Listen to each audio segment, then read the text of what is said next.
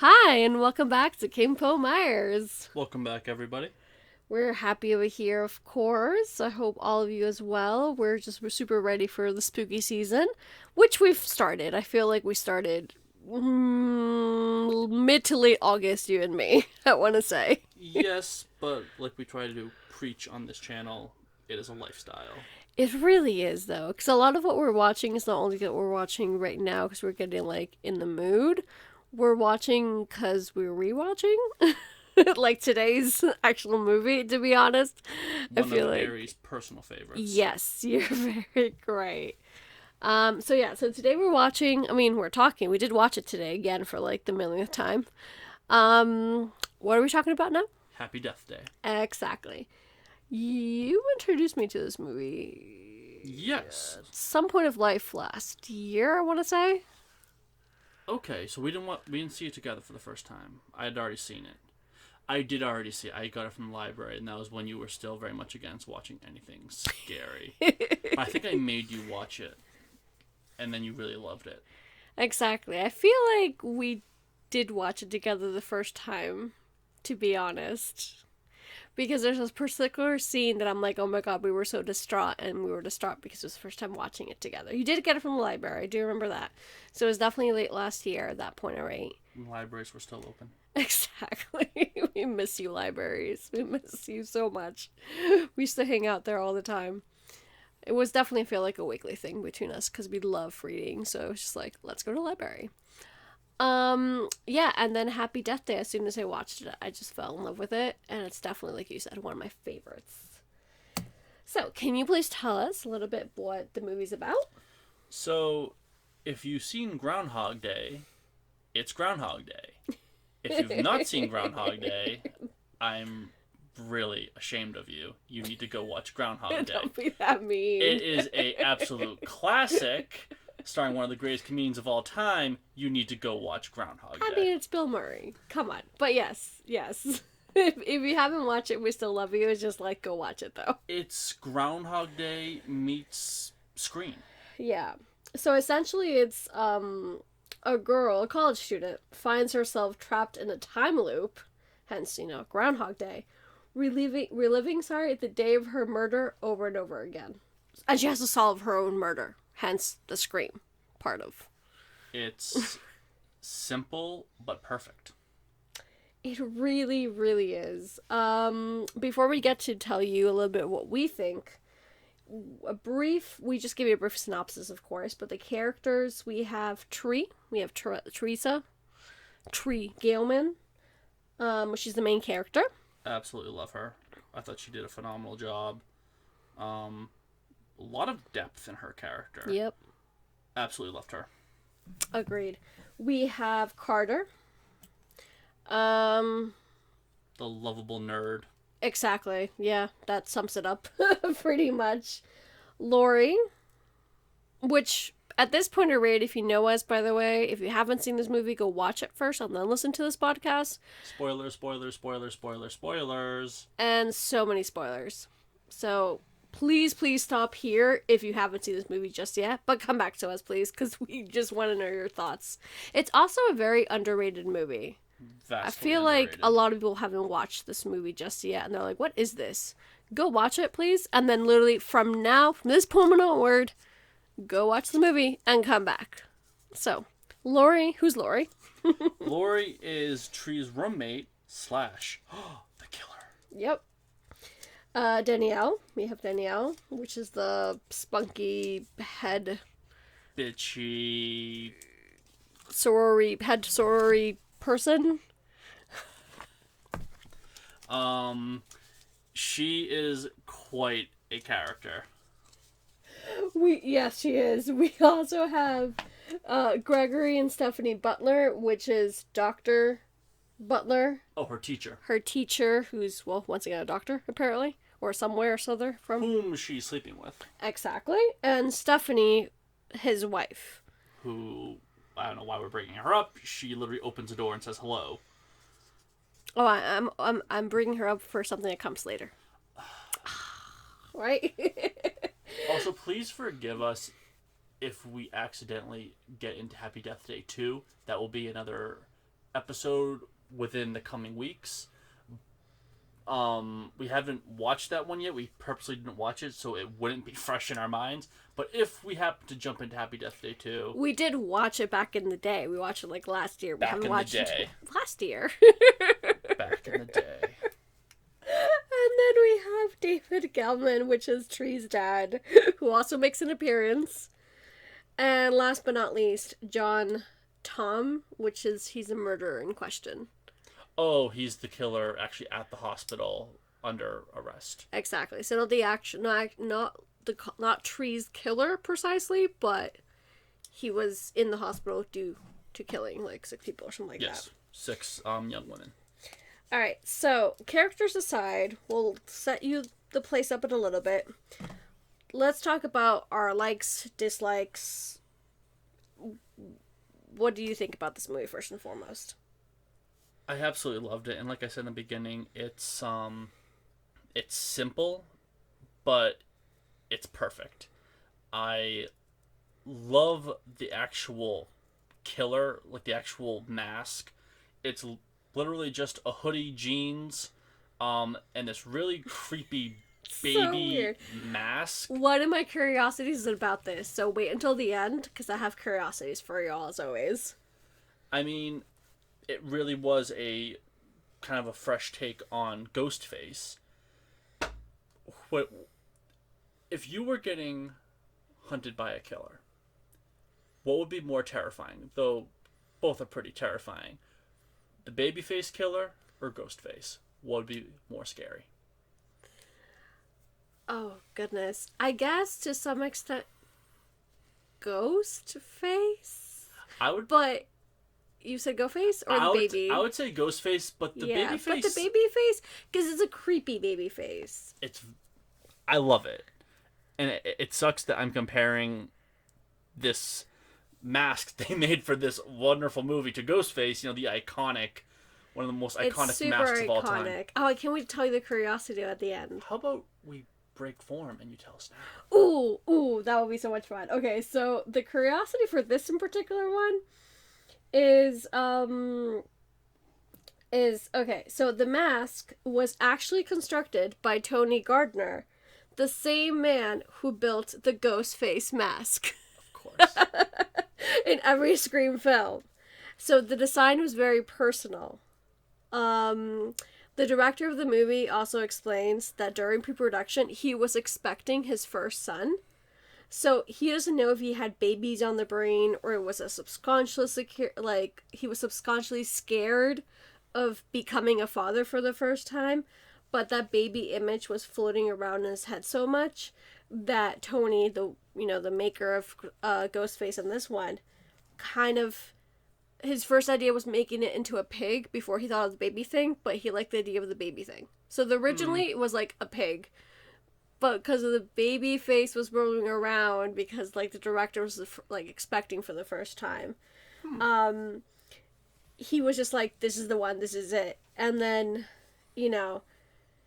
he also compared it a little bit to, so that Tony Gardner, once again, the creator of Ghostface and the baby mask face for Happy Death Day 1 and 2, he compared it a little bit, or took a little bit of knowledge of like Halloween, and then nothing to do with it, but as you were saying though, this is like a little side thing, like Groundhog Day, 16 Candles, and Back to the Future all rolled into one.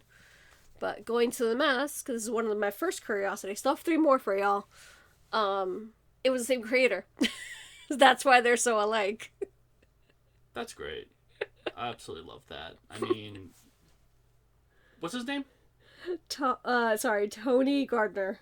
Thank you, Tony Gardner. I mean, you made 2 outstanding masks. I mean, I feel bad that I compared it to Ghostface, because Ghostface is it's right such up there a classic, right up there with Michael Myers, and not so Jason, because that's just a hockey mask. Sorry, I don't like Jason. But yeah, I absolutely love the mask. But going more into the movie, I just loved these characters. I mean, they were all very distinct. I love Tree. Mm-hmm. I mean, she goes from really just being a little bitch at the very beginning, to be perfectly honest, to you actually you see why she's acting the way that she is. The movie gets into the fact that she lost her mom 3 years prior. She's not handling the death well, and you know, though she keeps getting murdered and over and over and over again, she's actually beginning to have a bond with Carter. She's starting to like see the flaws in how she treats people, and I just love from the first couple of times where she's killed, she's really just horrible and vicious to people. But then when she starts to when you see it over and over and over again, that's when she actually starts standing up for people. She starts standing up for herself. She's not afraid or ashamed of being seen with Carter. Just, it's a really nice transformation. I felt it really was very organic and well done. Well, if you know me from anything else that I've done apart from King Po Myers, one of my favorite words is evolution, and I say it quite a lot. And I love seeing character development. We talk a lot about this through previous podcast episodes, including Gail from Scream, of course. And that's what Tree is. On a random side note, the director decided to name her name's Teresa, but he named her Tree for short on purpose to convey her character arc as quote unquote trees need to grow, and you see this character go from one person to another, end quote. And that's completely true. That's exactly what you just said, basically, because you totally see the difference of just how much she cares at the end. Not even at the end, like literally mid-movie. Yeah. And you go with her on this wild ride of being killed again and again and being so frustrated not knowing who the killer is and having to do the same day again. And by the way, all that being said, every time she comes back to life, she's weaker and weaker, so she knows she's not like... She can't keep doing this. Exactly. There is a time limit. And apart from like her character, which is pretty deep, I feel like you get to know Carter as well. He's not the same. sweetheart. He really is. Maybe not as in depth as Tree by any means, because obviously the whole time we're just following Tree's storyline and whatever she goes through. We don't see Carter. Well, we might see. I don't remember right now, even though I know we just watched it. I think we see him at every single time, but we don't see every single time. We don't see him the same length. Mm. But still, we do see a lot of his character come through. And once again, you're right. He's a sweetheart. You get to know Tree's dad, even though it's just, technically speaking, one scene. It's just really one scene. But like, it's a very sweet scene. You just said that you love. Oh, the no. scene. It is probably my favorite scene in the movie, and it's weird because it's a horror movie, and it's actually has nothing to do with kills or anything, but it's Tree finally talking to her dad after what seemed to be probably since the death of her mom, and just kind of apologizing, like, I pushed you away, and... Talking deeply. Yeah. Because up to there, it was like, no, like, they were doing small talk, without a doubt. And also, but not only that scene, you see him, not in the scenes, but he calls. Yeah, he calls... And even though she's ignoring the call, he does call different points of her day. And the moment right at the end when she does get the killer, which is Laurie in this case, he calls immediately. It's like, hey, are you okay? You can hear him. Yeah. So that's after that scene that we've already, like, know the dad, but, like, the dad doesn't know that. The dad's not, his day's not on repeat. He's just kind of like, he's worried, and he calls her first thing in the morning. Yeah, he does. And so on and so forth. Truly care about his daughter. He is a good dad. Apart from the characters for a second, I must agree with what you're saying. I adored the movie. It was very edge on my seat, and even if I already watched it a few times, it's so entertaining. It's so well done. It's such a great storyline. Well, we already talked a little bit about the main characters and the personalities a little. We missed Laurie, though. Laurie, what do you think about Laurie, though? Oh, her killer? roommate Yeah. / killer. Yeah. I liked her character. Right before we started doing this this podcast, I was just quickly kind of get information, and I saw this article, and it was like, the killer in this movie is so obvious, and that was the title of the article. I'm like, you know what? Don't ruin it for me. I liked the fact it was Laurie. I liked her motive. Um, um, probably the one. I have a lot of favorite scenes in this movie, but I do love when Tree finally figures it out, finally realizes it's Lori, and Tree goes, "Wait, you're killing me over a guy?" Yeah, see, there you go. Like, we're gonna talk. That was the next thing we're talking about, like the killer and the kills, and like. So, okay, so let's talk about Lori. The first time I watched it without watching anything else, second one, and I'm like, really, a guy? You're just jealous and you're angry? Because Lori, this whole time, really liked the doctor for honest time. Gregory. Thank you, Dr. Butler. Um, and she was completely jealous that he only liked her. Yeah, Tree, instead of like her, of course. So she was just super jealous that Tree always got her way. And I'm like, how is that a motive of just like over a guy? People have killed for dumber things. Oh gosh. Just, yes. I mean, yes. I mean, Jesus. I mean, Michael Myers. Why does Michael do the things that he does? Well, he just wants to kill his whole family. But why? Because he's evil incarnate. But just, well, yeah, his family and anyone who kind of gets in his way. I mean, a motive's a motive for me. I mean, there are killers who kill because they enjoy the thrill of the kill. Yeah, we talked a little bit about that with Scream. And what do you consider that to be John Tom, even though we don't know a lot about him? Oh, we did see him in that scene when he really thought he was gonna kill her. Yeah, the serial killer. Yeah. Sorry, what was your question? Do you think he just kills for the thrill of killing? Yeah, he was clearly a psychopath. Yeah. But Lori, like... Lori planned this kill out. I mean, poor her, honestly, for, like, you know, having this time warp go against her. Because she planned this out pretty spectacularly. She poisons the cupcake, and it's one of the first things that happens in the movie. Tree comes in, and she's like, "Hey, happy birthday." And gives her what we find out at the very end is a poisoned cupcake. That doesn't work.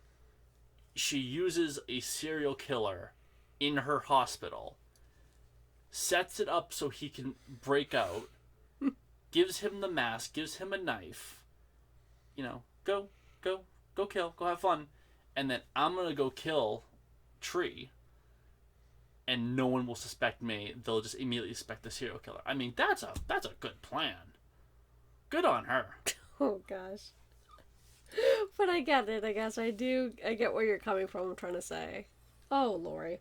What was I gonna say? Yeah, she's really persistent, obviously. Not only with that whole plan, but every day that we see Tree coming back to life, and Lori kills her a different way.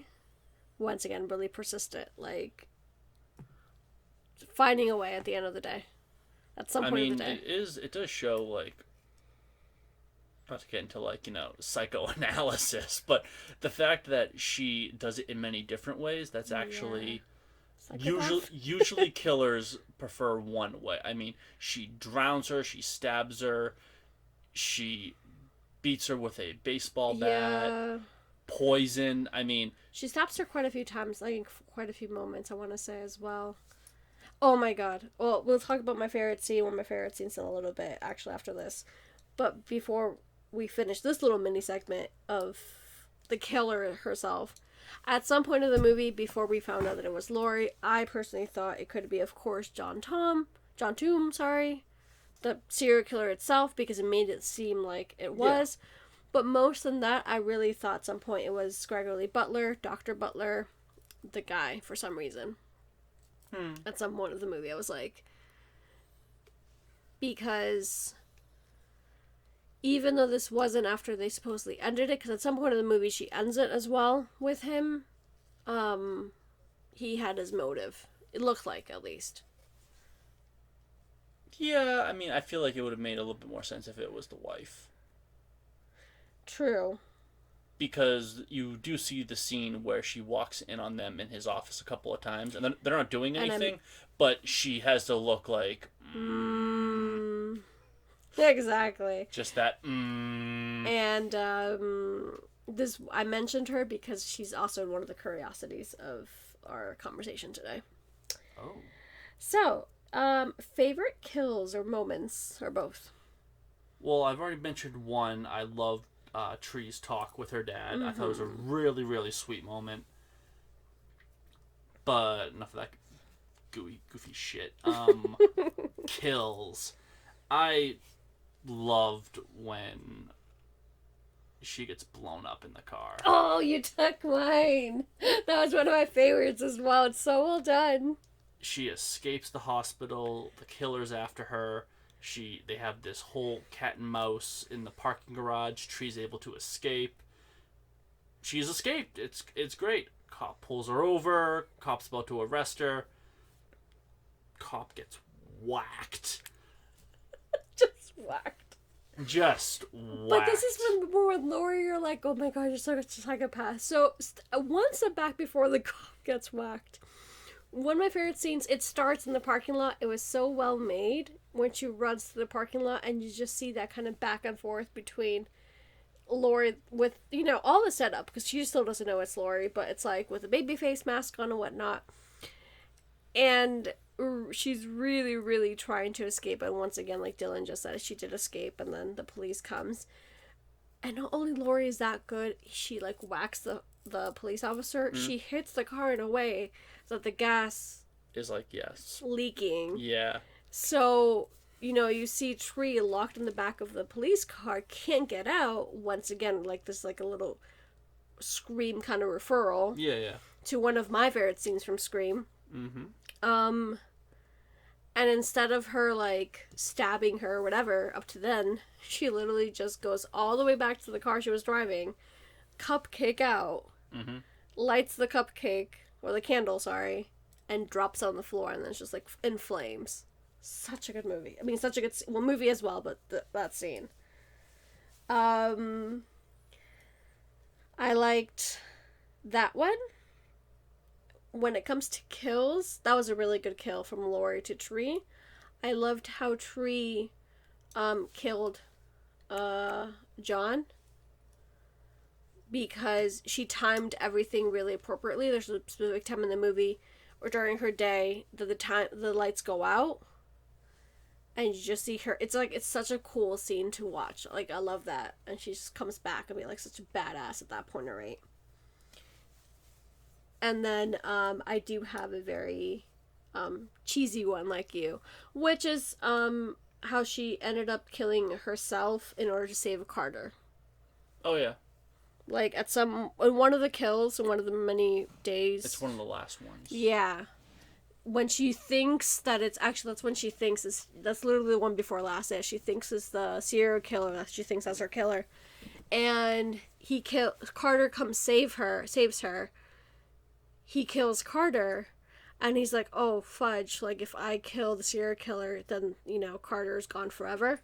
So she literally goes and kills herself, and that's, like, a really sweet moment, even though it's weird to say that, but she knows that she has to kill herself in order to, like, relive the day again and go back and kill him. Yeah.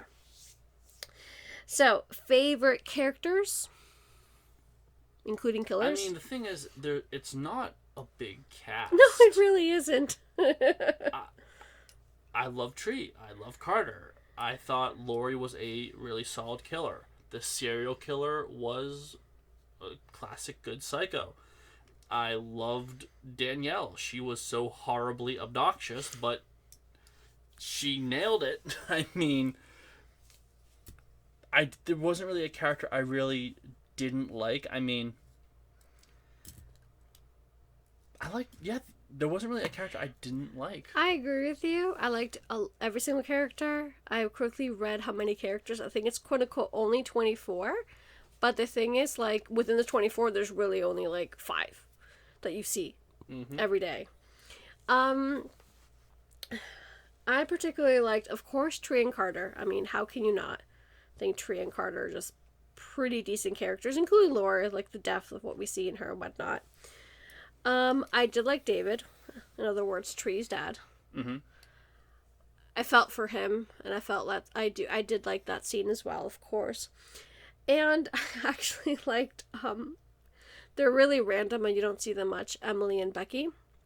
Emily was the one who, every time we see this scene over and over and over again, because, Groundhog Day, I always tell you the same thing. I always feel so bad for her. She's the one who's sitting on the stairs. Oh, The yeah. Asian chick. Yeah, she's just sitting there listening to her music, and every day she waves to Tree, and Tree ignores her. And then at the very end, when Tree finally kills Lori, she kicks her out of her window. Lori goes splat, and she's right in front of the girl. Just poor thing's listening to her music, and then I body. just thought it was like a really nice touch for some reason. And Becky is the one where there was having lunch. Oh, the one who's actually eating like a human being. Exactly. And she's getting shamed for, eating chocolate, drinking chocolate milk. And they're like, oh, we don't drink that kind of stuff. And just kind of weight shaming her. But Tree. Because she evolves like a tree. She grows like a tree. Literally, like the director said. She helps her out at the end. But I like that they put that in. Not only because of that character, even though she doesn't really do much, I think it says a lot. Yeah. And just gives an inside look and perspective on that. And then both of these characters you see right at the end once more. When Tree finally kills Lori and the police come and the newscast, the news people come. They're in the background because Danielle was talking the whole time. So you can just see them. Oh my gosh. So, before we do final thoughts and ratings and all that stuff, my curiosities. I would give you guys one. Another curiosity is the film's original ending. Do you want to hear about it? Okay. So, as you already know, how did it originally end? It originally end like the last shot. Yeah. The last shot, which is actually a personal favorite scene of mine, is she wakes up in Carter's dorm room as she's done so many times before, and Carter makes it seem like it's still the same day. She starts freaking out, and he's like, haha, just joking. Exactly. And then they're just in the room, basically. And they start laughing. And yeah. In the original one, supposedly, Tree is taken to the hospital right after her encounter with Lori. Okay. The doctor instructs Tree to stay away from pain medication for at least a day to extend her injury. After he leaves, the nurse comes in and she says she's giving Tree something for her pain. Tree informs the nurse of the doctor's orders. The nurse reveals herself to be Dr. Butler's wife. Oh. This is why I brought her in, Stephanie, who said that this is for her own pain. She then murders Tree in revenge for her husband's affair with the girl.